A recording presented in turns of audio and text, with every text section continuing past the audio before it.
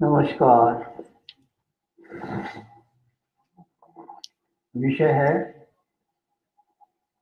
महासंभूति और ध्यान।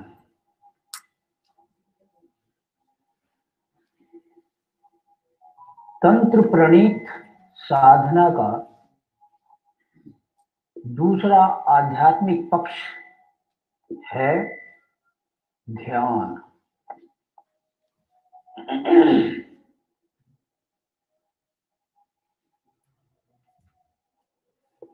जैसा कि हम जानते हैं, महासंभूति तारक ब्रह्म की स्थूल अभिव्यक्ति है।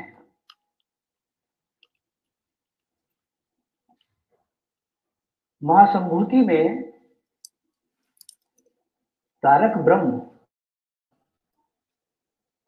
सगुण रूप में प्रतिभात होते हैं। महासंभूति का स्थूल सत्ता सगुण ब्रह्म के अंतर्गत आता है, अन्यथा वे निर्गुण ब्रह्म है।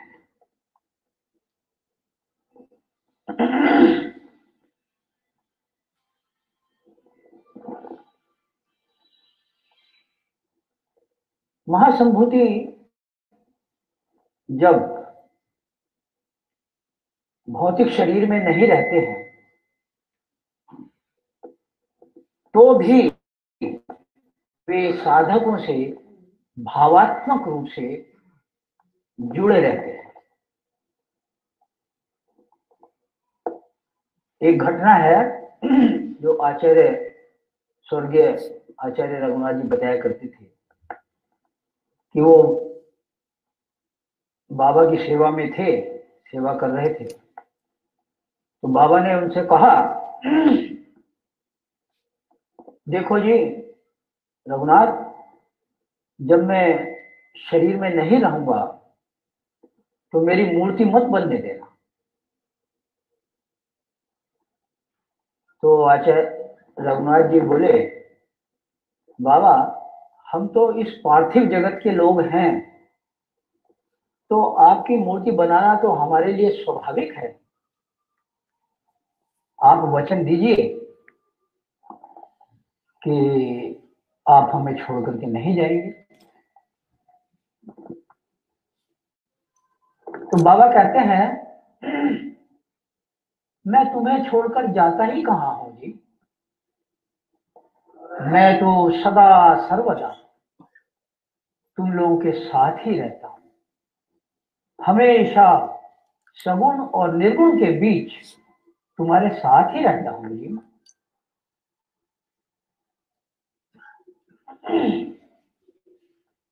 तो इसलिए बाबा कहते हैं कि सगुण और निर्गुण से भिन्न तारक ब्रह्म की साधना का अपना वैशिष्ट्य है, अपनी विलक्षणता है।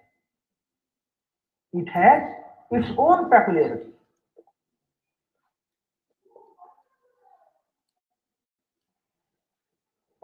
वे चाहे शरीर में रहें अथवा न रहें, वे हमेशा अपने बच्चों के साथ, अपनी संतान के साथ, पुत्र पुत्रियों के साथ भावात्मक रूप से जुड़े रहते हैं,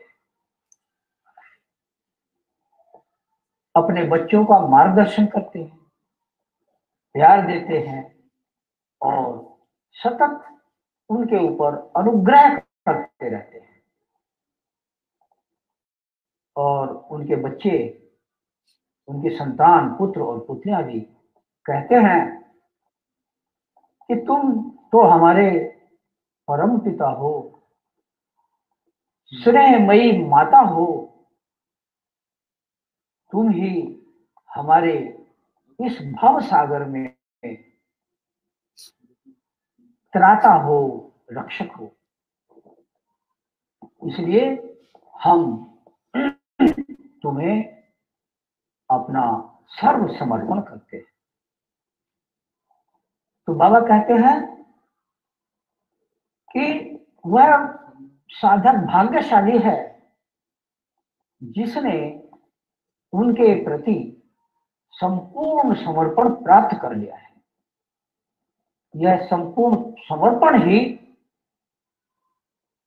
तारक ब्रह्म की साधना की सबसे बड़ी बात है।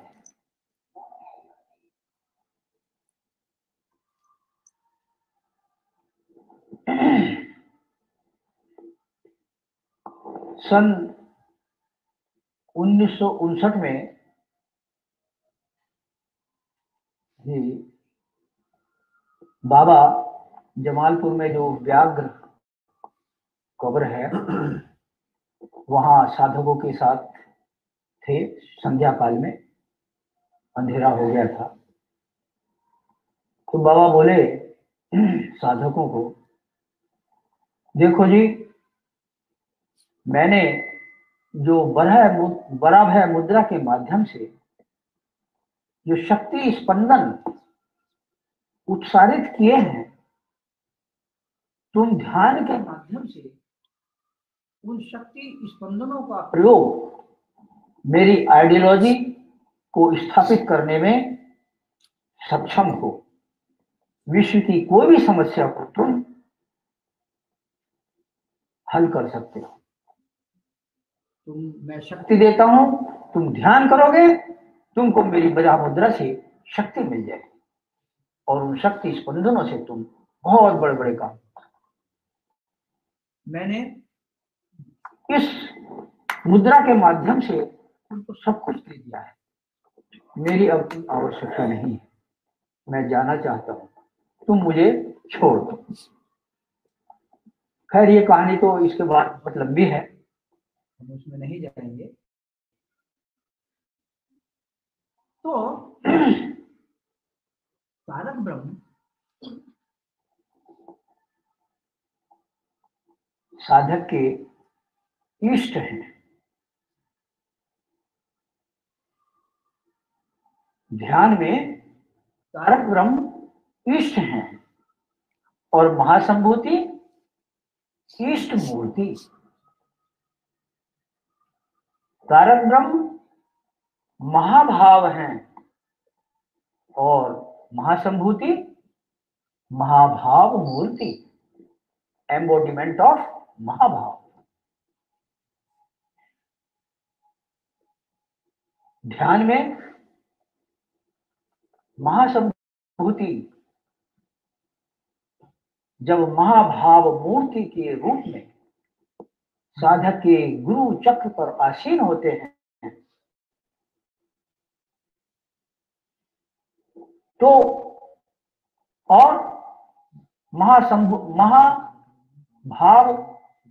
मूर्ति महासंभूति महाभाव मूर्ति के रूप में जब साधक पर कृपा करते हैं, वहनी ग्रेसेस की साधका, तो उनका प्रेम का आकर्षण इतना तीव्र होता है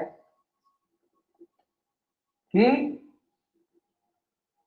मैं और तुम का द्वैत भाव रहना संभव नहीं है। The I merges in him, the I becomes he। ये द्वैत भाव समाप्त हो जाता है। साधक उनके आनंद, उनके नित्यानंद में समाहित हो जाता है और सदा सदा के लिए द्वैत भाव त्रैत भाव सब समाप्त हो जाता है।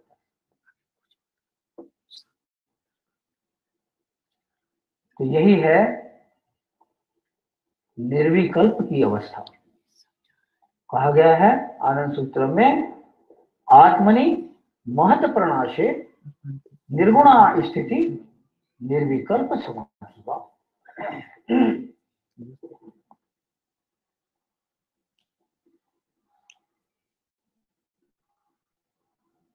कबीरदास कहते हैं,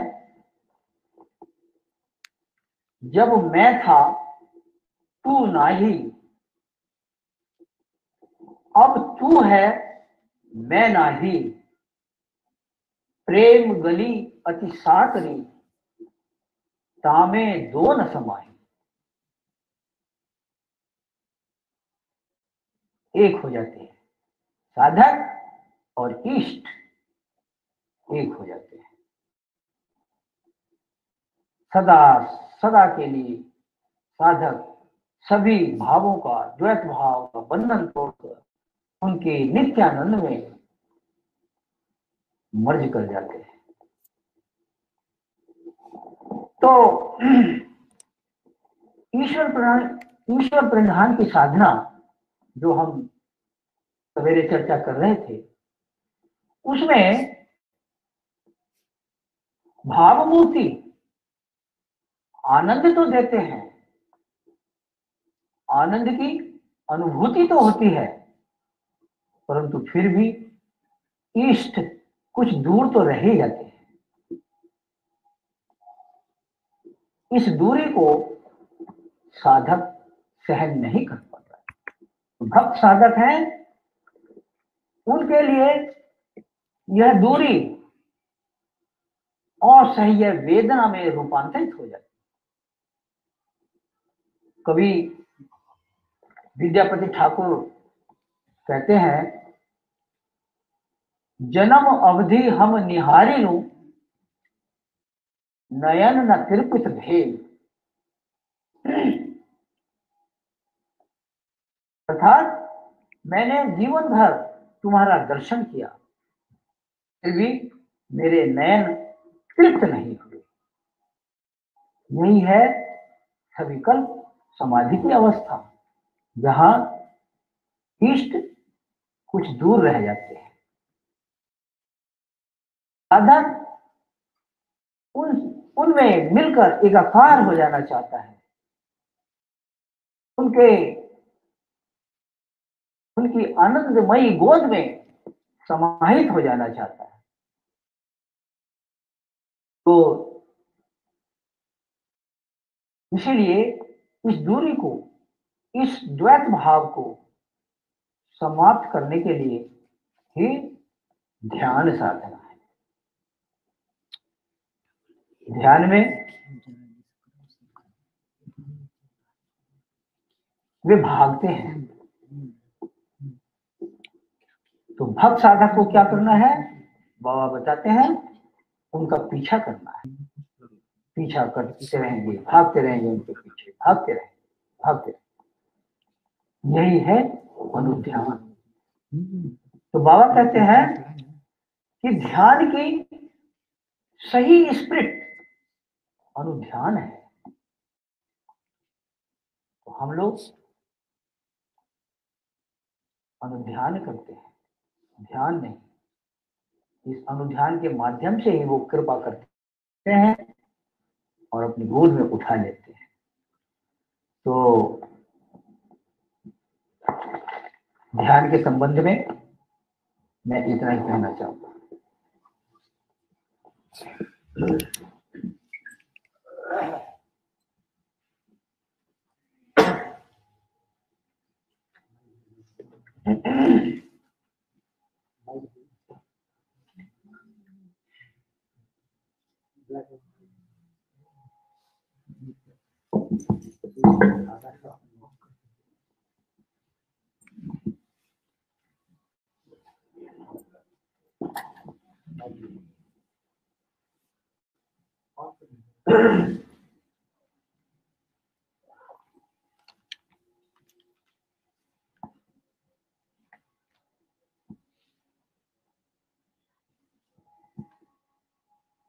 Namaskar. Now synopsis in English. Mic on. धीरे नजदीक ले लो। Now synopsis of Reverend Puratha Paramuk Dadaji Pravachan in English. The subject of this course is Mahasambhuti and Dhyan. As we know, Mahasambhuti is crude expression of Tarak Brahma.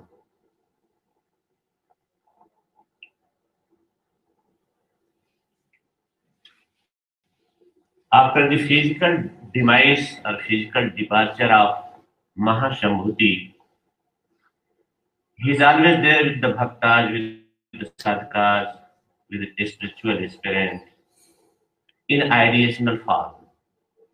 And he is guiding and goading at every moment what to do, what not to do. He is the real caretaker. He is the real caretaker. At every moment, he is taking care of us.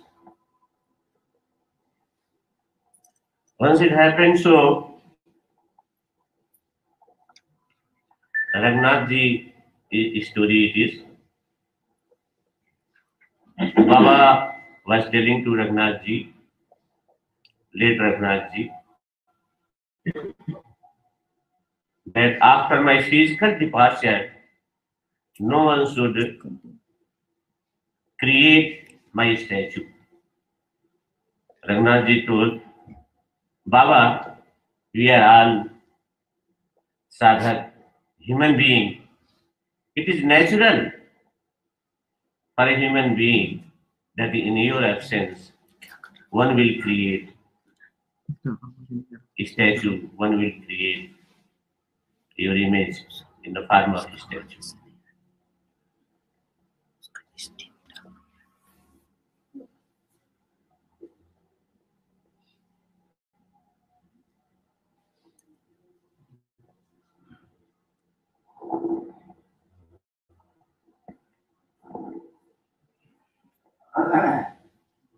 Those who have full surrender, complete surrender in the lotus feet of the Lord, they easily realize at psycho-spiritual plane that how he is there at every moment.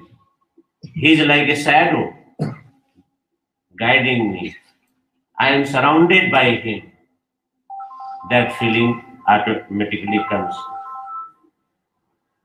Kabir Das ji said,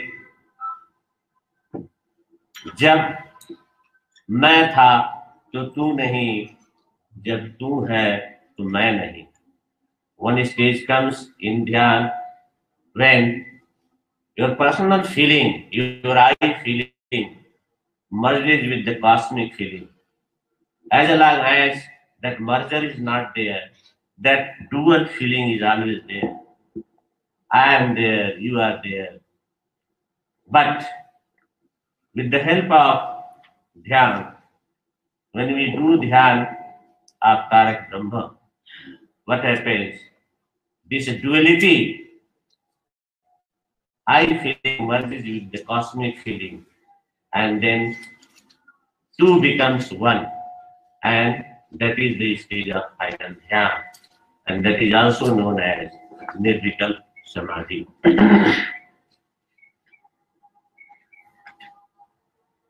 In Dhyan, what we do? In Ishwar Pranidham, although we are reaching close to him, but still there is a gap. There is a restlessness. Sadhak feels that yes, I am missing something. But in Dhyan, when cosmic mind, a unit mind, merges with the cosmic mind, individual sadhak merges with the Tarak Brahma, then this feeling is not there. Why? Because two becomes one. Especially in Dhyan, when we do Dhyan, then he runs away. Ishta Murti, Baba Ananda Murti, he runs away. What we do, that we start chasing at him. This chasing and chasing him is known as Anudhyan. He's running away, we are trying, we are running back, we are running, just following him, running back to him. And this is known as Anudhyan. Anudhyan is the best way to catch him, to move close to him. And then one fine morning, it happens in sadhaka life that we realize we don't have our existence, that separate existence, it merges with the cosmic existence and we become one. So this is how Baba have been guiding us in our life. Even physically he is no more in the form of Mahasambhuti. But we have felt, every moment we are feeling, not felt, every moment we are feeling that he is always there with us. He is always there with us. There is no such moment where when he is not there. Every moment. Tumi nai kaun khane go, bolo more, bolo more. You are there in every space. You are there in every form. What is that place where you are not there? What is that moment where you are not there? You are there at every moment in my life. This realization comes in sadhaka. I conclude here. Namaste.